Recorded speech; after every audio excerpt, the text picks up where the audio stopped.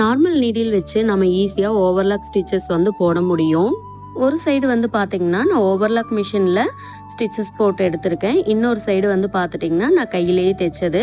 Front side பார்க்கும்போது பெருசா எந்த டிஃபரன்ஸுமே நமக்கு தெரியல. பேக் சைடு பார்க்கும்போது மட்டும் லைட்டா டிஃபரன்ஸ் இருக்கு.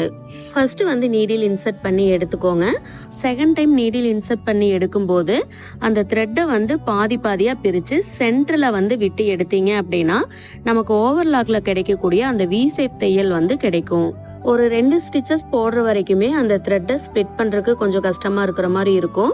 3வது ஸ்டிச்சஸ் 4வது ஸ்டிச்சஸ் போடுறப்போ அந்த த்ரெட்டு அதுவாகவே ஸ்ப்ளிட் ஆகிக்கும். நமக்கும் வந்துட்டு ஸ்டிச் பண்றதுக்கு ரொம்ப ஈஸியா இருக்கும். எல்லாருக்கும் இந்த மாதிரி நம்ம ஸ்டிச் பண்ணி கொடுக்க முடியுமா அப்படின்னு கேட்டா கண்டிப்பா முடியாது. நம்மளோட ஓன் பிளவுசஸ்க்கு நம்ம வந்து ஓவர்லாக் இருந்தா நல்லா இருக்கும்னு யோசிப்போம் இல்லைங்களா? அந்த மாதிரி பிளவுசஸ்க்கெல்லாம் வந்து நம்ம போட்டுக்கலாம். ட்ரை பண்ணி பாருங்க.